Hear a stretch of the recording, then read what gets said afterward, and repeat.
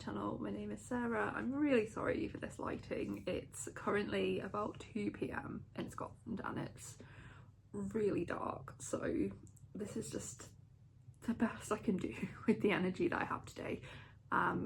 I wanted to film a best and worst books of 2024 video, but I thought what would be maybe a little bit more interesting would be to look through the Goodreads ratings of all the books that I read this year and sort them by like worst to best and see if I agree with the best and the worst ones on the list. I'm gonna do 10 of each, so 10 of the worst books and 10 of the best books, just based on the Goodreads rating. I know like nobody really pays that much attention to it anyway, and I'm sure this list will demonstrate just how little that actually matters. But yeah, I just thought it'd be more of an interesting way of doing it and seeing how my thoughts compare with other people who've read the books. So I start with the 10 worst and then go to the 10 best, and then I'll just do a quick roundup of like what my favourite books were if they're not included within these lists. So let's get into it. So I guess we'll start with the highest ranked of the worst books I've read, and we'll start off with Fragile Animals by Genevieve Jagger. This gets a rating of 3.51 on Goodreads. I haven't quite finished this book, but I will say it's not one of my least favourites. I definitely haven't enjoyed it as much as I thought I would. I can kind of see why this gets quite a low rating. We're following a woman called Noelle who lives in Edinburgh and has kind of run away. She's like she's a writer, but she's experiencing writer's block and isn't really getting anywhere with her writing career. And she goes to the Isle of Bute to kind of discover herself and hopefully reinvigorate the writing process. And she meets a vampire while she's there and begins a sexual relationship with him, and he helps her to uncover a lot of trauma that she's repressed in her life, like religious trauma and queer trauma, just based on being raised a devout Catholic but also being closeted. And I think there are parts of it that's really interesting. I really enjoyed reading the parts about Noelle's childhood and like sort of formative years and seeing some of the experiences that have shaped her. But overall I'm finding it a little bit boring. I've got about 100 pages left and I can't see it picking up. I wouldn't categorise this as one of the worst books I've read, but it would definitely, if I was making a list of most disappointing books, this would be on it, because I had really high hopes for this and unfortunately I've just found it okay. Then we have Holiday Heart by Margarita Garcia Raballo, and this is translated from Spanish by Charlotte Coombe. Again, wouldn't class this as like one of the worst books I've read, but I would definitely put it on a most disappointing reads list, I think, because I read this author's collection of stories, Fish Soup, and loved it. It's one of my favourite books. I thought it was so good. This was a little bit disappointing. I've been putting off reading this for years and years, and I just kind of hyped it up in my head as something that I would really like, and I thought it was okay. It wasn't anything special. This is following a couple called Pablo and Lucia. They're a Colombian couple living in the US with their children, and they both have very conflicting feelings towards Colombia. Like Pablo feels like he really needs to be in Colombia a lot to like he needs that physical connection to his homeland to maintain it, whereas Lucia is more just like, it's something that I carry inside me. I don't need to keep that connection, like that physical connection with it. It's enough that I know I'm Colombian and I have the experience of growing up there, and that is enough for me. They're obviously raising their children in the US, and their children are having a very different childhood experience to what they had. The culture is very different, and also Pablo and Lucia are basically at the end of their relationship.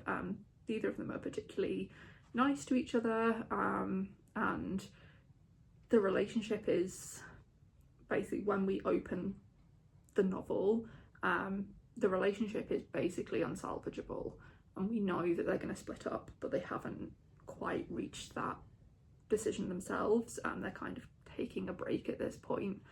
And it's just an exploration of these two characters and how they ended up at this point, all the really small minute details that have just like snowballed into the complete breakdown of their relationship. There's not one sort of big event that has happened that has caused the relationship to break down. It's just like a series of very small things, and it was very realistic in that sense. But yeah, I just didn't think the writing was anything particularly special in this one. Didn't like the portrayal of black people in this. I think I could see what the author was intending to do, but it just came off as being really racist, and yeah, it was just disappointing for a number of reasons. But I would read more of this author, and I will probably pick up The Delivery in 2025 because that seems like something that I would be really interested in. Then we had Sealed by Naomi Booth, and I actually quite enjoyed this one. I wouldn't call it a favourite. We're following a couple who have fled from the city. There's like bad pollution in the city, and they fled to the outback. It's set in Australia for reasons I can't quite figure out. I thought the author was Australian, but she isn't, and I saw a few comments and reviews that she just didn't do a very good job of Aussie vernacular while she was writing these Aussie characters. But yeah, it didn't really bother me because I know nothing about Australia or like sort of Australian ways of speaking, but it's something to keep in mind if you have more knowledge of that than I do. So they've sort of gone to the outback because she is pregnant, and they are just trying to escape what's happening in the city. But when they get there, they realise that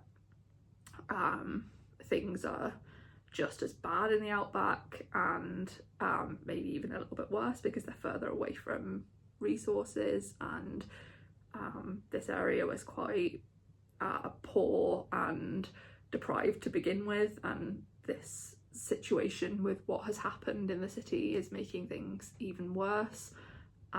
What seems to be happening is that people's like orifices are sealing over and they're dying, and it's just quite grotesque. It was quite scary in the sense that she's pregnant, and I think just pregnancy is a very scary thing anyway, and it's just like particularly grotesque with like some of the descriptions of like places sealing over, and them obviously not knowing where this virus that's causing this sealing over is coming from.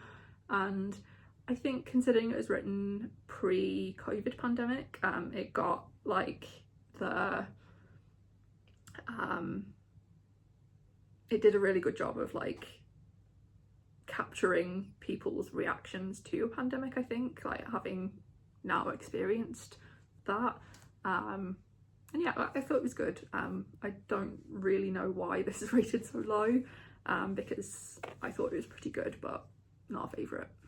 Then we have Kairos by Jenny Erpenbeck, and again, this is one that wasn't a bad book to me, but I did find disappointing. I didn't enjoy this anywhere near as much as I thought I would. This won the International Booker, I think, and I've previously read non-fiction by Jenny Erpenbeck and really enjoyed it. This is translated by Michael Hoffman from German, and I thought, yeah, it was okay. It seemed like on paper that it was something that I would be really into because it's set during the German Democratic Republic and like the collapse of that. We're following a relationship between two people whose names I can't even remember. I don't think it says here what their names are. Maybe they don't have names. I'm sure they have names in the book. But they strike up a relationship. The man is a lot older and is married, and this woman is 19 when she meets him, very young, and sort of falls like madly in love with him, and they have a very toxic, explosive relationship, and it becomes very abusive sort of as the years pass by, and this relationship is very clearly like an allegory of the fall of socialism within East Germany, and people's reactions to that and people's feelings towards socialism, in the sense that they still believe in socialism as a concept, but not in the way that it is being executed, in the way that like East Germany is being ruled. It was interesting, but yeah, the relationship just did absolutely nothing for me. I didn't enjoy reading about it. It was just a bit gross. I hated the main male character, and the female character wasn't much better, and yeah, it was just an unpleasant read. I think unpleasant is the best word for this. But yeah, it's very well written, but I can definitely see why this ranks low, and again, wouldn't class it as one of my worst books, but it's definitely not up there as one of the best. Then we have Fauna by an author whose name I'm not going to try and pronounce because my French is terrible.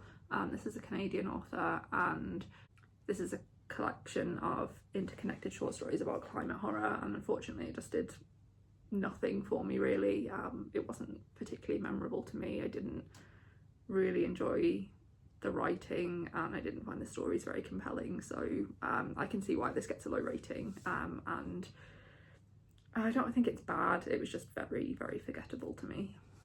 And then we have The Sanatorium, which is a thriller set in Switzerland. It's like a load of people in a chalet who have become trapped, and there are people being murdered, and it was fine. I didn't particularly enjoy it. I don't think it was necessarily bad. I just, yeah, I thought it was a pretty ridiculous thriller, and yeah, a popcorn read, but not one I'd ever really think about. I can't remember much of the plot at all, and yeah, it wasn't bad, but again, very forgettable. Then we have Owlish by Dorothy Say, and this is translated from Chinese by Natasha Bruce, maybe? I can't remember, I'll link it down below. I can see why this gets a low rating, but I really enjoyed this one. I described it as Murakami for the girlies. I think if you like Murakami but maybe don't necessarily like the more problematic aspects of Murakami's work, of which there are many, you may like this one. It's a magical realism novel set in what's clearly present-day Hong Kong, in this fictional city called Nevers, and it's sort of trapped between the motherland, which is supposed to be China, and the colonisers, which is obviously the UK. And we're following a professor who is kind of just feeling trapped in his marriage, and the marriage is quite loveless. He doesn't really care that much for his wife. He isn't particularly fond of his job. He feels like he's not getting anywhere in his job, not being promoted, not getting the recognition he deserves, and he ends up falling in love with this life-size doll called Elise, and it's just very weird, and I appreciated that. It's sort of set against the backdrop of like lots of protests going on in Hong Kong at the time, and this guy is just completely oblivious to what's going on because he's so wrapped up in his own world. I wish I knew a little bit more about the history and political landscape of Hong Kong, because I think I would have got more out of this. But as it happens, I really enjoyed it, even though I had no idea what was going on a lot of the time, had no idea what was real, what wasn't, sort of where we were in time, in space. It was just a wild ride, and yeah, I can see why people didn't like this, but for me it was good. I really enjoyed it. Then we have Think Again by Jacqueline Wilson, the much anticipated sequel to the Girls series that I used to read as a teenager, like many British girls. I really loved it growing up. I actually reread all of the Girls series, and I have some answers as to why I am the way that I am now. I'll just leave it at that. Think Again is the worst rated of all the series, and I don't really understand why, because I gave it 4 stars. I think it was good. I liked it. I didn't think it was anything amazing. I mean, it was definitely quite problematic, like a lot of Jacqueline Wilson's books are, especially regarding Ellie, the main character. She's sort of always been obsessed with her weight, and it's like a big theme throughout the earlier books, and I found the way it was dealt with in the earlier books to be very unsettling and upsetting to me as somebody who struggled with disordered eating in the past. And yeah, what I really didn't like about Think Again was the way Ellie had not grown as a character, but I'm torn because I also found it quite realistic. So Ellie still very much is like critical of her body and has a very toxic relationship with food and the way she looks. She now has a grown-up daughter at university, and she's a successful comic book artist, and she obviously has a lot of people around her who love her, but she still really struggles to love herself. And I think the thing I don't like is that Ellie very clearly isn't fat, but is someone who's just like, oh, I'm so fat, I'm so gross. What I think would have been really nice was for Ellie to actually have been a fat character and been like content and happy in her body, or at least like, if not happy, just I wish we'd seen some growth from her. I know it's not necessarily realistic because I grew up at the same time that Ellie is supposed to have grown up, and it's hard because that time was really rough for like body image and just the way that I felt about my body for years and years. But yeah, I think having a fat character would have been really nice, just like a character who isn't obsessed with her weight. I didn't like that she was still obsessed with her weight. That was the main thing. She also had a very like questionable relationship with one of her ex-teachers, which I was just like, ugh, gross. But yeah, he was a dick. And yeah, I'm struggling because I thought it was fine, it was nothing special. I do think the character still read a little bit childish, considering they're now in their 30s. But yeah, I don't think it's the worst in the series by far. I think probably people have rated it quite low because it was very hyped and a lot of people really enjoyed those books as teenagers, and now have read it and just been like, oh, that actually wasn't very good, and maybe didn't live up to expectations. I think maybe if I hadn't reread the Girls series, maybe I would have felt a little bit differently. But yeah, I thought it was fine, and it definitely hit the like nostalgia for me. I thought it was quite a realistic portrayal of women in their 30s and early 40s, and I think the actual children's books are definitely worse, but they have that nostalgia to them, so you can kind of get away with it a bit more. I would say it's disappointing, but I wasn't really expecting that much from it, so it wasn't really, it was just like as I expected it to be. So yeah, I wouldn't say it was one of the worst books that I've read this year, definitely not. And the second worst book I read this year, apparently, according to Goodreads, was Battle of a Lake by Adam Morris-Jones.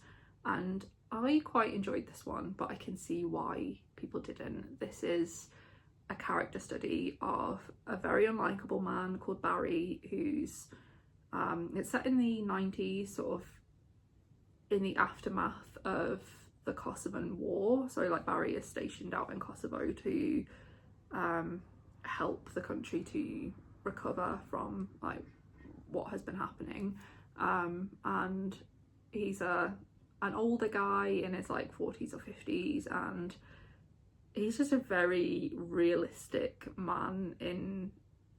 He's just a very realistic middle-aged, middle-class British guy, which I think is probably why it got such a low rating, because he's not a very likable person, he's not all that interesting. But I think Adam Morris-Jones did a really good job of putting himself in Barry's shoes, and sort of he felt like a really realistic portrayal of a divorcee who doesn't have a great relationship with his children, and yeah, it wasn't the best reading experience by any means. I think the craft was commendable, but it was ultimately maybe a little bit boring to read.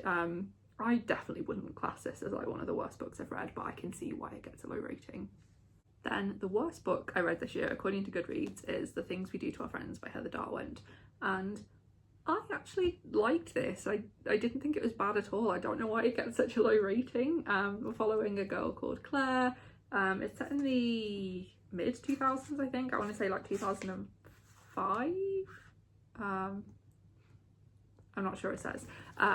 But we're following a girl called Claire who has moved to Edinburgh to like start a new life essentially, and reinvent herself, and she meets and gets involved with a girl called Tabitha, who is of a very different social class to her. Tabitha's very rich, and she just gets sucked into that lifestyle, but it all gets a little bit sinister from there. Honestly, when I'm like thinking about it, I can't remember a huge amount of this book. I remember it being quite gripping, and I remember there being a really awful scene of like somebody being like overfed to death, and yeah, it was very dark, and I liked the sort of dark underside of Edinburgh that it represented, but yeah, it wasn't particularly memorable thinking about it. So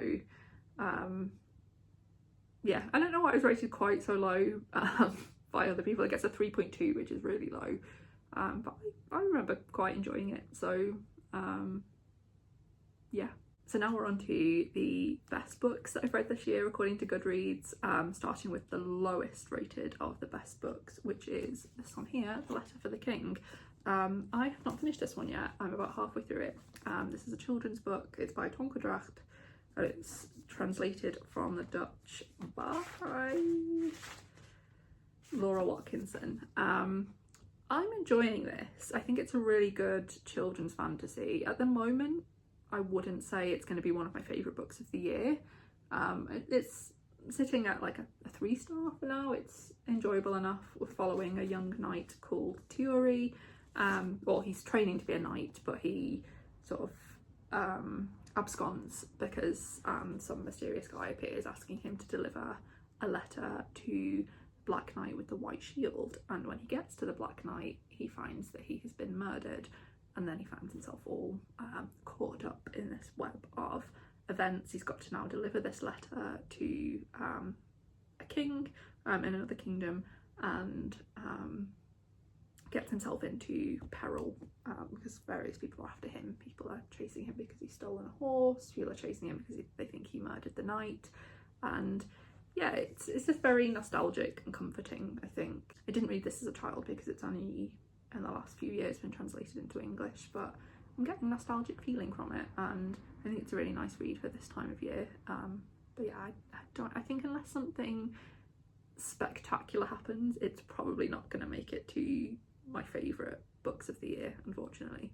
Then we have Green Mile by Parry Thompson. I thought I would really love this book, and I didn't. This is another children's book, so following Daisy Thistledown, and her mother is a famous journalist who goes off to the Amazon to report on some like nefarious business and sends Daisy to a boarding school, but her mother doesn't return and is presumed dead.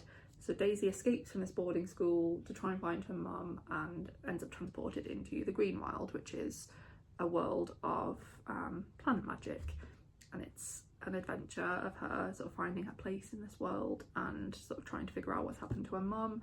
I thought it was fine. I didn't like it as much as I thought I would. I think the main problem I had with this was I read the sequel to this, or started reading it. I got a fair amount through, but I just wasn't enjoying it. I think I just don't really like the kind of adventure story that this is.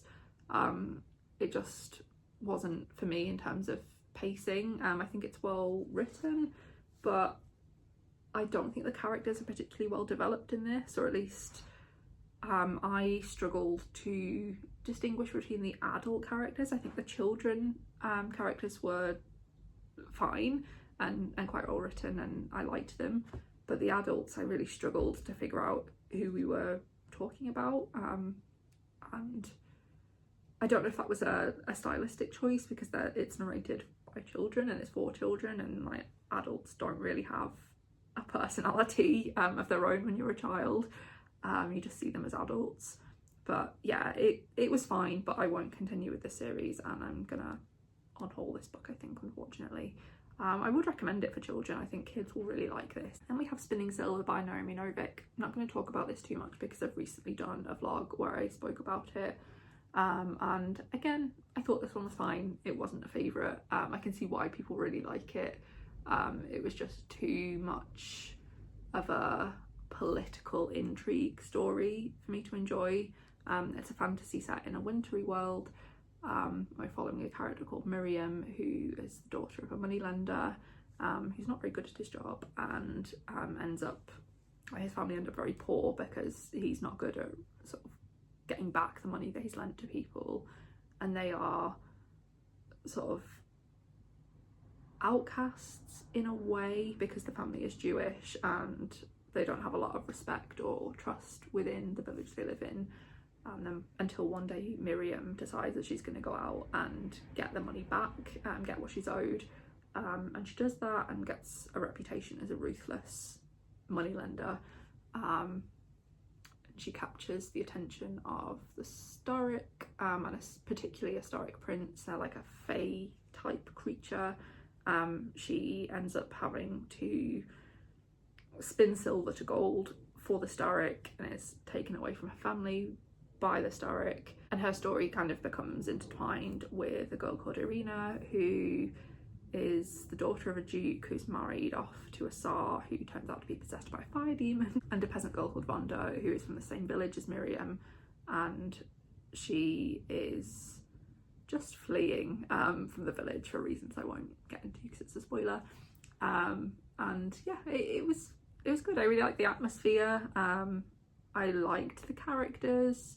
I thought there was just too much focus on like the politics, so like the way the kingdoms worked, and that's just not that interesting to me.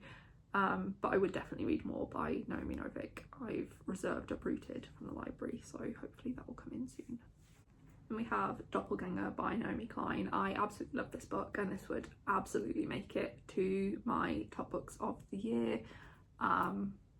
This is a piece of non-fiction, and it starts off as Naomi Klein talking about how she's often mistaken for another writer called Naomi Wolf, who started off as a feminist writer and has sort of gradually become more and more right-wing through the years, and is now just a full-blown conspiracy theorist. Naomi Klein is talking about like personal anecdotes of how she often gets confused with this woman despite their politics being polar opposites at this point. Really talking about how the right and the left have more in common than they realise in terms of the problems that are affecting all of us within a capitalist society, and like the issues sort of caused by climate change, and just talking about how we're all experiencing like the problems of our society but looking to tackle it from different angles. I think that makes it seem like she's quite sympathetic towards like right-wing conspiracy theorists, and she isn't.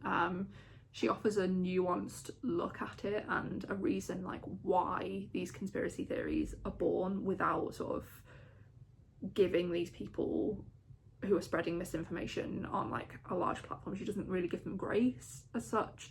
She just talks about how like some of the things that they talk about, like for example skepticism of vaccines, she talks about actually how vaccine skepticism is actually like not valid, but because the COVID vaccines were rolled out with not little information, but like they didn't want people to become overwhelmed, and like they basically, governments wanted as many people to get the vaccine as possible to prevent the spread of COVID, but because so much information was withheld, people questioned like why has that information been withheld, and it sort of had the opposite effect. Like, they didn't want to overwhelm people with science, but because they didn't go deep enough into the science of it, people became skeptical of it. And how people were very hesitant to get the vaccine and skeptical of it because this was free. This is particularly within a US setting, and it's just like, well, you've never given me free healthcare before, so why is this suddenly free? And like, how that caused skepticism, and just uses that as a springboard to be like, this is the sort of the myriad ways that the American healthcare system is failing its population, and just various things like that. I think basically what I'm trying to say, because I cannot sum this book up very well, because Naomi Klein is a fantastic mind. She's so intelligent, she's so articulate, she's so nuanced in the way she talks about things. She writes in such an accessible way about these really big, complicated topics. But I think, to sum it up, I'd say she's looking at the problems that are caused by the society that we live in, and how these problems are exploited by right-wing conspiracy theorists to spread misinformation, and how people who are affected by these issues could be susceptible to this misinformation because they're having a shit time in society, you know, like, it's not a good place for really any of us to be living in, and so it's quite easy to see how misinformation could be believed and also be appealing to people who are just looking for explanations other than the government is shit and doesn't have your interests at heart. Like, a lot of people don't want to believe that, even though it's true, and just looking at things like the government covering up the BP oil spill and just being like, well, that actually was a cover-up and it's ludicrous that was allowed to happen, and so is it really any more outlandish than a lot of the other conspiracy theories that are out there? Because, like, the government is covering up awful atrocities. So I haven't explained this well at all, but it's a really, really good book, and I would just highly recommend it. Then we have I Who've Never Known Men by Jacqueline Hartman, and this is translated by, I can't remember, I'll link it down below. It's a piece of Belgian literature that's had kind of a renaissance. It was originally published in the 90s and has only recently been translated, or at least retranslated into English, and I liked this. I didn't like it as much as everyone else seems to. We're following a young girl who has spent her entire life in a bunker with other women, doesn't remember her life before, and they're kept in perpetual darkness. They have no concept of time anymore. They just have these guards who are watching their male guards, and sort of forbid them to have any sort of meaningful interactions with each other, so they don't like them sort of having in-depth conversations with each other. They forbid them from like having physical contact, and our narrator is the only child among them. The rest of them are women who remember what life was like before, but now they don't know where they are. They don't even know if they're on planet Earth. They said they don't know what year it is, what's even happened outside. They were just captured and taken to this place, and they have no idea what's gone on. And very early in the novel they are released, like a load of alarms go off and the guards flee basically and just let them, and that just enables them to escape, and they're just traversing this landscape, trying to find out what's gone on and if there are any other women out there. And yeah, I thought it was very bleak, quite a harrowing read. I like the way it doesn't focus on what actually happened. You never find out what happened to these women. You don't really find out what happens in, you know, in the future. There's no conclusion to it. It's just very bleak and harrowing, and yeah, I thought it was well written and realistic, but it didn't have quite the emotional impact that it seemed to have for other people. I wouldn't put it as my best books, but it's definitely worth a read. Then we have Rebecca by Daphne du Maurier, which I absolutely loved, and this is definitely one of my favourite books of the year. We're following a young woman who is never named, and she's working as a lady's companion in Monte Carlo, I think, and is she captures the attention of Max de Winter, who is a very well-known like English gentleman who lives in a very large estate called Manderley, and his wife has recently passed away. His wife is called Rebecca, and he sort of takes this young girl back with him to be his bride, and she sort of very quickly realizes that the spectre of Rebecca is still haunting this estate, whether that's like an actual like ghost or whether it's just like the presence of her. It's never quite clear. It's not really scary, but it is unsettling and creepy. And there's a character in this called Mrs. Danvers, who is the housekeeper, and she is absolutely terrifying. But yeah, it's just, the whole book is just this character sort of like figuring out what happened to Rebecca and realising that the love she feels for Max will sort of never be requited. It's beautiful, like the way it's written, just so good. It made me like gasp out loud on the train at one point because it was so scandalous and juicy. Yeah, definitely one of my favourite books of this year, and I just want to read everything that Daphne du Maurier has ever written now because I love this so much. And we have Slewfoot by Brom, and I was so disappointed by this book. I just didn't really like it at all. We're following a young girl called Abatha, and it's set in the 17th century in New England, sort of as the colonies have arrived. Abatha sort of finds herself widowed, and sort of like evil men in the village are trying to take her property away from her, but she's refusing, and she basically gets accused of being a witch, but also has this like devilish companion that like helps her to get revenge on these terrible people. And I just thought it was fine. It was nothing amazing. I don't really remember an awful lot about it, and yeah, it was really unfortunate because it was one that I was really excited to read, and other people obviously really like it, but it just wasn't for me.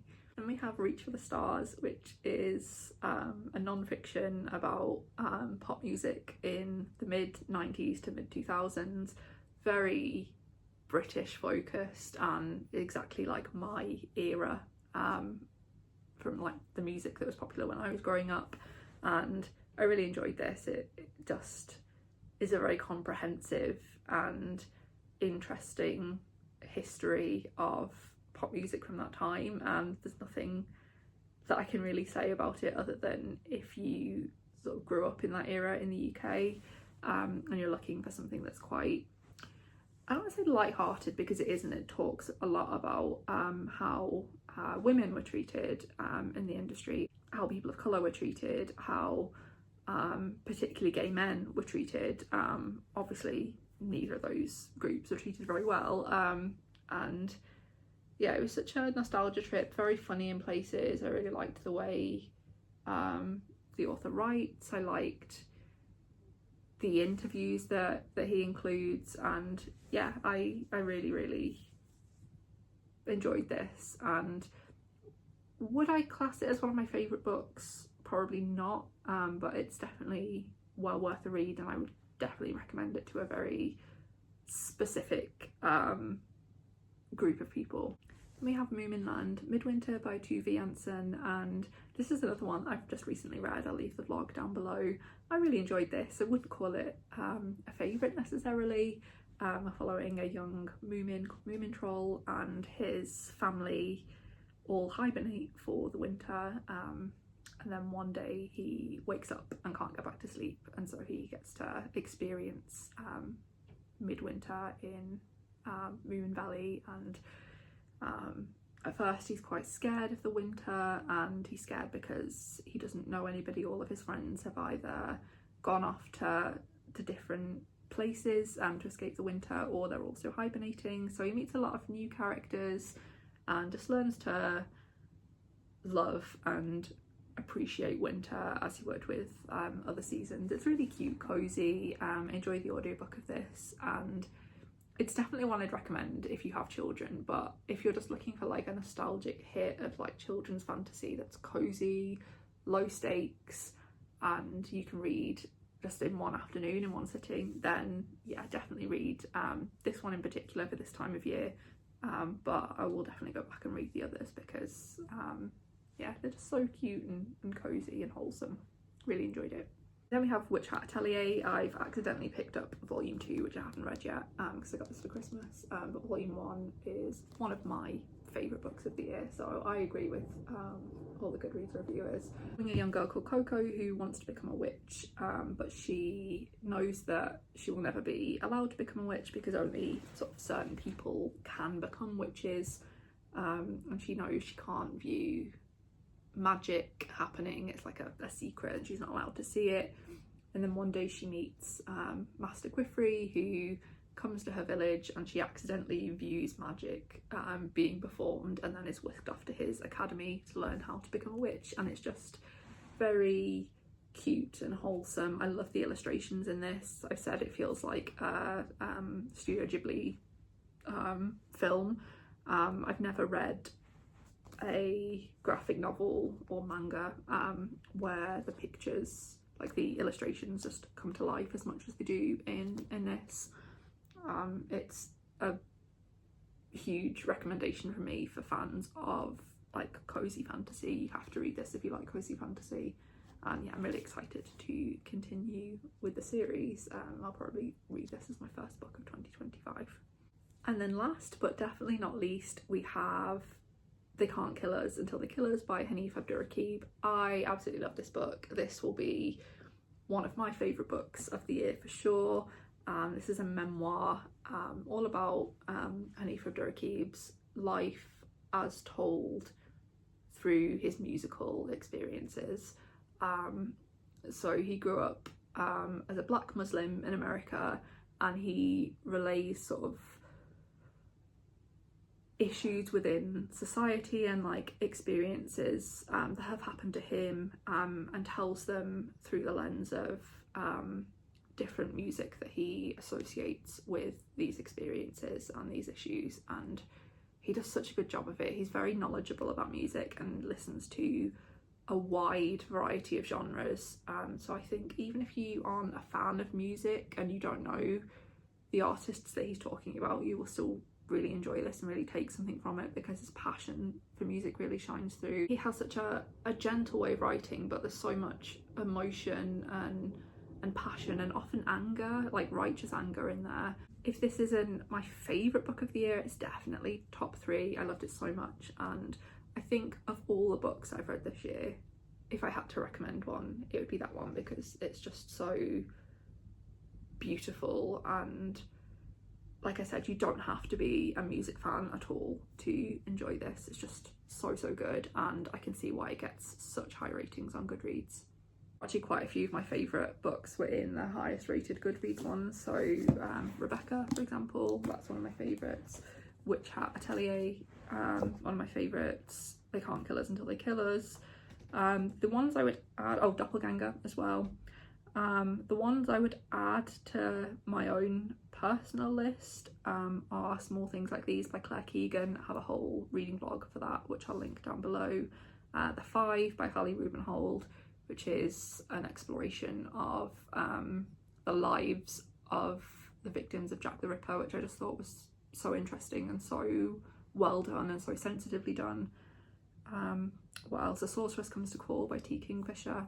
It's a fairy tale retelling of The Goose Girl, which I loved. It was such a good, plotty fairy tale retelling. Yeah, I think that's all I'm gonna mention. They're all the books I've rated 5 stars in 2024, so not that many, but it was a really good reading year. There are lots of 4-star rated books, but I'm not going to talk about those because I've been jabbering on for over an hour now. So now that the light is fading even more, I'm gonna say goodbye, leave it here. Thank you very much for watching. Let me know your favourite or least favourite books in the comments, and if you don't know what to comment, then let's have the shooting star emoji, just because it's one of my favourites and it'll just be a nice way to close out the year. So thanks again for watching, and I will see you in another video soon. Bye.